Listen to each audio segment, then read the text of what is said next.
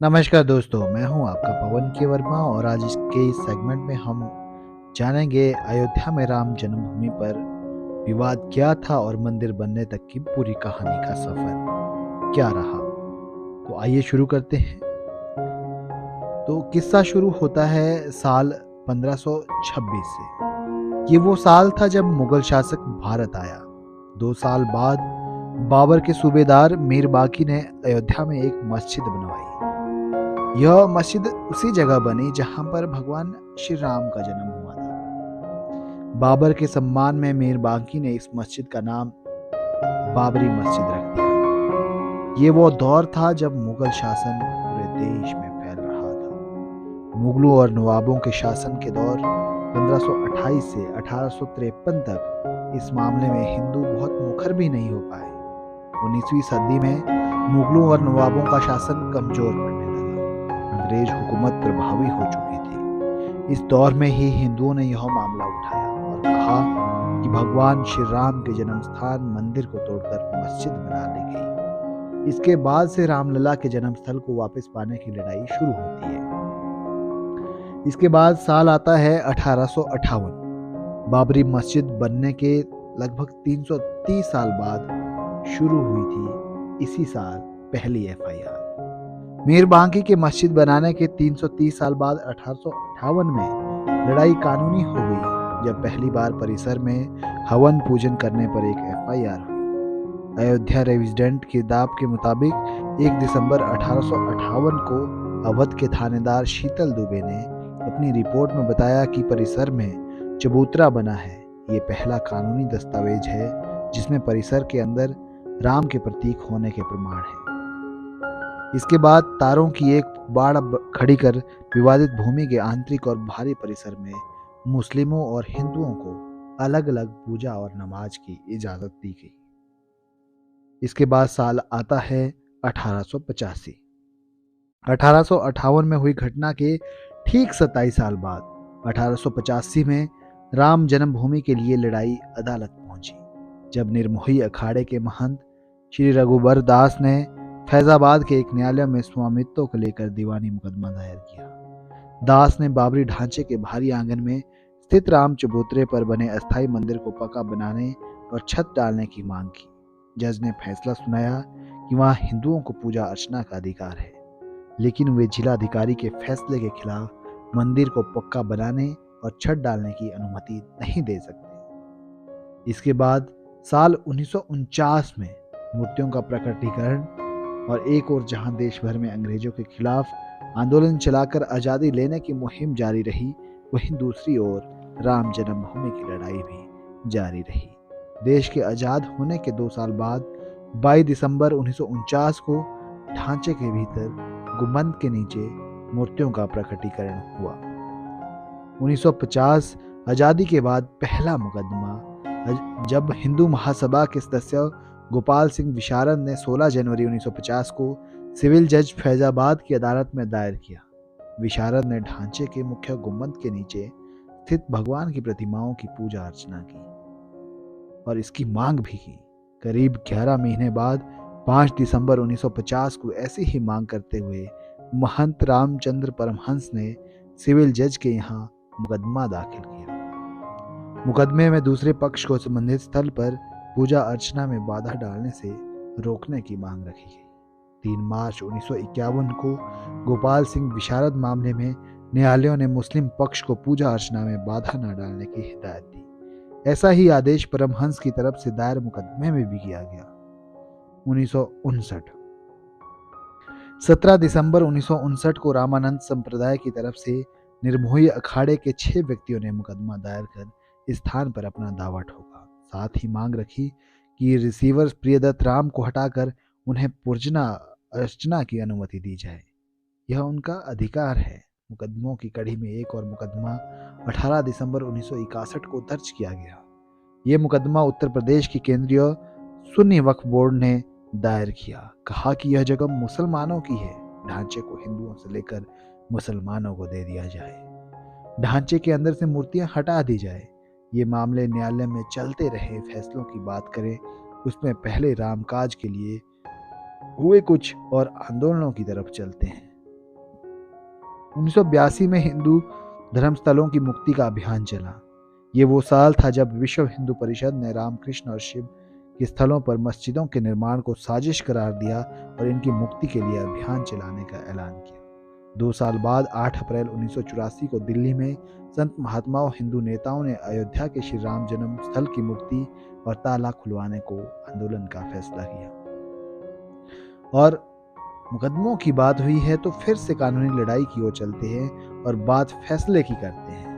एक फैसला 1 फरवरी 1986 को आया जब फैजाबाद के जिला न्यायाधीश के.एम. पांडे ने स्थानीय अधिवक्ता उमेश पांडे की अर्जी पर इस स्थल का ताला खोलने का आदेश दे दिया। फैसले के खिलाफ इलाहाबाद उच्च न्यायालय की लखनऊ खंडपीठ में दायर अपील खारिज हो गई। 1989 में राम जन्मभूमि मंदिर का शिलान्यास किया गया। जनवरी 1989 में प्रयाग में कुंभ मेले के दौरान मंदिर निर्माण के लिए गांव-गांव शिला पूजन कराने का फैसला हुआ।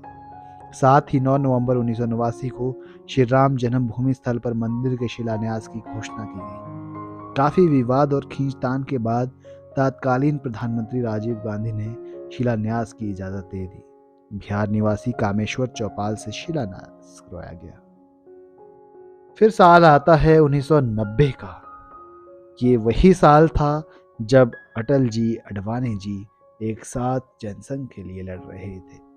अडवाणी जी ने इसी साल शुरू की थी अपनी रथ यात्रा और आंदोलन को थार देने का काम किया था। 1990 के दशक में आंदोलन तेज हो रहा था। इसी 20 सितंबर 1990 को लाल कृष्ण अडवाणी रथ यात्रा लेकर निकले। इस यात्रा ने राम जन्मभूमि आंदोलन को और धार दे दी। देश की राजनीति तेजी से बदल रही थी। अडवाणी गिरफ्तार हुए। गिरफ्तारी के साथ केंद्र में सत्ता परिवर्तन भी हुए। भाजपा के समर्थन में बनी जनता दल की सरकार गिर गई। कांग्रेस के समर्थन में चंद्रशेखर प्रधानमंत्री बने। ये सरकार भी ज्यादा नहीं चल पाई। नए सिरे से चुनाव हुए और एक बार फिर केंद्र में कांग्रेस सत्ता में आई। इन सब के बीच में आई वो ऐतिहासिक तारीख जिसका जिक्र किए बिना ये किस्सा कभी पूरा नहीं हो सकता। ये साल था 1992 और तारीख थी 6 दिसंबर, यानी 6 दिसंबर 1992। इस दिन अयोध्या पहुंचे हजारों कार सेवकों ने विवादित ढांचा गिरा दिया। इसकी जगह इसी दिन शाम को अस्थायी मंदिर बनाकर पूजा अर्चना शुरू कर दी। केंद्र की तत्कालीन पीवी नरसिम्हा राव सरकार ने राज्य की कल्याण सिंह सरकार सहित अन्य राज्य की भाजपा सरकारों को भी बर्खास्त कर दिया। उत्तर प्रदेश सहित देश में कई जगह सांप्रदायिक हिंसा हुई जिसमें अनेकों लोगों की मौत हो गई। अयोध्या श्री राम जन्मभूमि थाना में ढांचा ध्वंस मामले में भाजपा के कई नेताओं समेत हजारों लोगों पर मुकदमा दर्ज किया गया। इसके साथ ही रामकाज की कानूनी लड़ाई में मुकदमों की संख्या में और इजाफा होने लगा। साल 1993 में बाबरी ढाई जाने के 2 दिन बाद 8 दिसंबर 1992 को अयोध्या में कर्फ्यू लगा दिया गया। वकील हरिशंकर जैन ने उच्च न्यायालय की लखनऊ खंडपीठ में गुहार लगाई कि भगवान भूखे हैं, राम भोग की अनुमति दी जाए, जो करीब 25 दिन बाद 1 जनवरी 1993 को न्यायाधीश हरिनाथ तिलहरी ने दर्शन पूजन की अनुमति दे दी। 7 जनवरी 1993 को केंद्र सरकार ने ढांचे वाले स्थान और कल्याण सिंह सरकार द्वारा न्यास को दी गई भूमि सहित यहाँ पर कुल 67 एकड़ भूमि का अधिग्रहण कर लिया। 2002 में अब शुरू होती है लड़ाई मालिकाना हक की और होती है इस पर सुनवाई। अप्रैल 2002 में उच्च न्यायालय की लखनऊ खंडपीठ ने विवादित स्थल का मालिकाना हक तय करने के लिए सुनवाई शुरू हुई। उच्च न्यायालय ने 5 मार्च 2003 को भारतीय पुरातत्व सर्वेक्षण को संबंधित स्थल पर खुदाई का निर्देश दिया। 22 अगस्त 2003 को भारतीय पुरातत्व सर्वेक्षण ने न्यायालय को रिपोर्ट सौंपी। इसमें संबंधित स्थल पर जमीन के नीचे एक विशाल हिंदू धार्मिक ढांचा होने की बात कही गई। 2010 इलाहाबाद उच्च न्यायालय ने भी इसी मामले में एक ऐतिहासिक फैसला दिया, जो 30 सितंबर 2010 को इलाहाबाद उच्च न्यायालय ने स्थल को तीनों पक्षों श्री राम लला विराजमान निर्मोही अखाड़ा और सुन्नी सेंट्रल वक्फ बोर्ड में बराबर बांटने का आदेश दिया। न्यायाधीशों ने बीच वाले गुंबद के नीचे जहां मूर्तियां थी उसे जन्म स्थान माना। इसके बाद मामला सर्वोच्च न्यायालय पहुंचा। 21 मार्च 2017 को सर्वोच्च न्यायालय ने मध्यस्थता से मामले सुलझाने की पेशकश की। यह भी कहा कि दोनों पक्ष राजी हो तो वह भी इसके लिए तैयार है। 2017 में सर्वोच्च न्यायालय द्वारा मध्यस्थता की पेशकश की गई। 2019 में सुप्रीम फैसला आया और मंदिर निर्माण का रास्ता साफ हो गया। 6 अगस्त 2019 को सर्वोच्च न्यायालय ने प्रतिदिन सुनवाई शुरू की।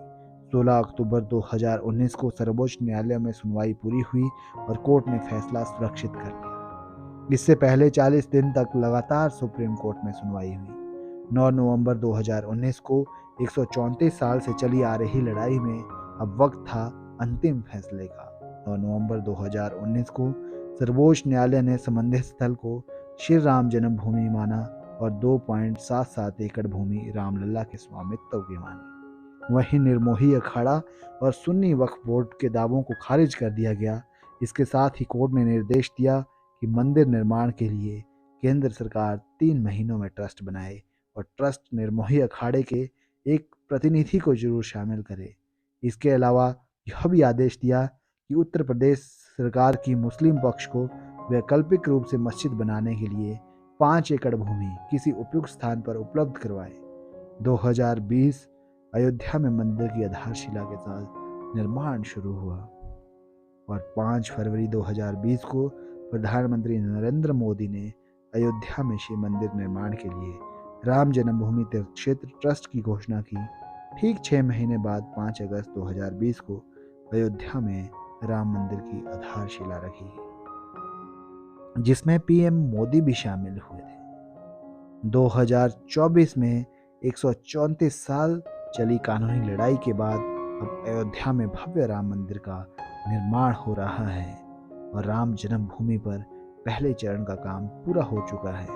22 जनवरी 2024 की वो ऐतिहासिक तारीख है जब यहाँ पर श्री राम प्रभु की प्राण प्रतिष्ठा हो गई है और 23 जनवरी से मंदिर आम लोगों के लिए खोल दिया जाएगा।